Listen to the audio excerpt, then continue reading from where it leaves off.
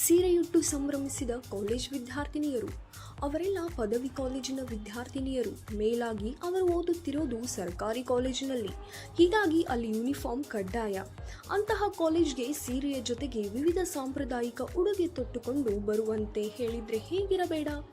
ಅಕ್ಷರಶಃ ಹಬ್ಬವೇ ಆಗಿಬಿಡುತ್ತೆ ಅಲ್ವಾ? ಅಂತಹ ಒಂದು ಸೀರೆ ಸಂಭ್ರಮಕ್ಕೆ ಧಾರವಾಡದ ಸರ್ಕಾರಿ ಕಾಲೇಜೊಂದು ಸಾಕ್ಷಿಯಾಗಿದೆ. ವಿವಿಧ ಬಗೆಯ ಸಾಂಪ್ರದಾಯಿಕ ಸೀರೆಯುಟ್ಟು ಬರುತ್ತಿರುವ ವಿದ್ಯಾರ್ಥಿ ಸಮೂಹ ಒಂದು ಕಡೆ, ದೇಶದ ವಿವಿಧ ಭಾಗದ ಸಾಂಪ್ರದಾಯಿಕ ವೇಷ ತೊಟ್ಟು ಪ್ರದರ್ಶನ ನೀಡುತ್ತಿರುವ ಸ್ಪರ್ಧಾಳುಗಳು ಇನ್ನೊಂದೆಡೆ. ಇದೆಲ್ಲವೂ ಕಂಡು ಬಂದಿದ್ದು ಧಾರವಾಡದ ನಗರ ಸರ್ಕಾರಿ ಪ್ರಥಮ ದರ್ಜೆ ಮಹಿಳಾ ಕಾಲೇಜಿನಲ್ಲಿ. ಈ ಕಾಲೇಜಿನಲ್ಲಿ ಕಳೆದೊಂದು ವಾರದಿಂದ ವಿವಿಧ ಸ್ಪರ್ಧೆಗಳನ್ನು ಜಾನಪದ ಹಿನ್ನೆಲೆಯನ್ನಾಗಿಟ್ಟುಕೊಂಡು ಆಯೋಜಿಸಲಾಗಿದೆ. ಜಾನಪದ ಉತ್ಸವದ ಹೆಸರಿನಲ್ಲಿ ಆಯಾ ಪ್ರದೇಶದ ಸಂಸ್ಕೃತಿ, ಆಚಾರ ವಿಚಾರ, ಆಹಾರ ಪದಾರ್ಥಗಳನ್ನು ಪ್ರತಿಬಿಂಬಿಸುವ ಸ್ಪರ್ಧೆ ಇತ್ತು. ಕೊನೆಯ ದಿನದಲ್ಲಿ ಜಾನಪದ ಉಡುಗೆ ತೊಡುಗೆ ಸ್ಪರ್ಧೆ ಇತ್ತು. ಸ್ಪರ್ಧೆಗೆ ಸ್ಪರ್ಧಾಳುಗಳು ಆಯಾ ಪ್ರದೇಶ ಸಮುದಾಯದ ವೇಷಭೂಷಣದಲ್ಲಿ ಬಂದಿದ್ರೆ ಉಳಿದೆಲ್ಲ ವಿದ್ಯಾರ್ಥಿನಿಯರು ಸೀರೆಯುಟ್ಟು ಒಂದು ಸಂಭ್ರಮ ಹೆಚ್ಚಿಸಿದರು.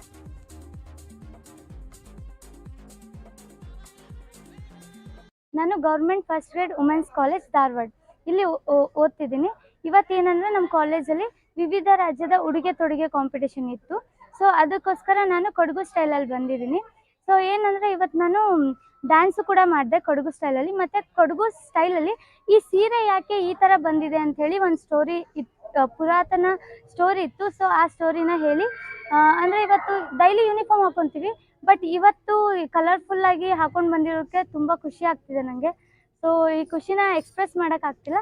So thank you.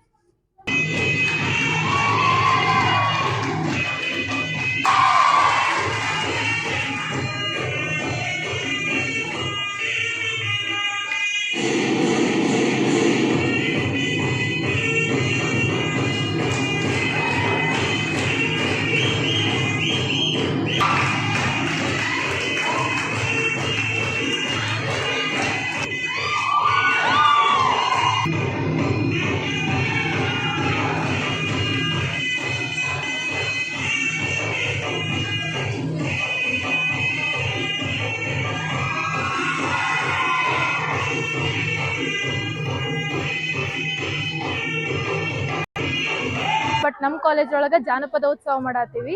ನಮ್ಮ ಕರ್ನಾಟಕದ ಹೆಮ್ಮೆನ ಎತ್ತಿಡತ್ತೀವಿ ನಮ್ಮ ಕಾಲೇಜ್ ಕಡೆಯಿಂದ. ಇವಾಗ ಒಂದು ವಾರ ಆಯ್ತು ಜಾನಪದ ಉತ್ಸವ ನಡಿಲಾತು. ಮೆಹಂದಿ ಕಾಂಪಿಟೇಷನ್ ನಡೆದವ, ಆಮೇಲೆ ರಂಗೋಲಿ, ಮತ್ತು ಇವಾಗ ರ್ಯಾಂಪ್ ವಾಕ್ ನಡೆಯತ್ತೈತಿ ವಿವಿಧ ದೇಶಗಳ ಉಡುಗೆ ತೊಡುಗೆ ಅಂಥೇಳಿ. ಅದಾದಮೇಲೆ ಫುಡ್ ಕಾಂಪಿಟೇಷನ್ ನಡೆದಿತ್ತು, ದೇಸಿ ಫುಡ್ ಅಂತೇಳಿ ಡಿಫ್ರೆಂಟ್ ಸ್ಟೇಟ್ದು ಅಡುಗೆ ಮಾಡ್ಕೊಂಡು ಬಂದು ಕಾಂಪೀಟ್ ಮಾಡೋದು. ಈ ಥರ ನಾವು ಜವಾರಿ ಊಟ ಮಾಡ್ಕೊಂಡು ಬಂದಿದ್ವಿ, ಉತ್ತರ ಕರ್ನಾಟಕ ಸ್ಟೈಲ್. ಅದನ್ನ ಮಾಡ್ಕೊಂಡ್ಬಂದು ಕಾಂಪಿಟೇಷನ್ ಕೊಟ್ಟಿದ್ವಿ. ಇವತ್ತು ನಾವು ಕೊಡಗು ಸ್ಟೈಲ್ದು ಬ್ರೈಡ್ ಆ್ಯಂಡ್ ಗ್ರೂಮ್ದು ಥೀಮ್ ಮೇಲೆ ಇವತ್ತು ಕಾಂಪಿಟೇಷನ್ ಮಾಡ್ತೀವಿ.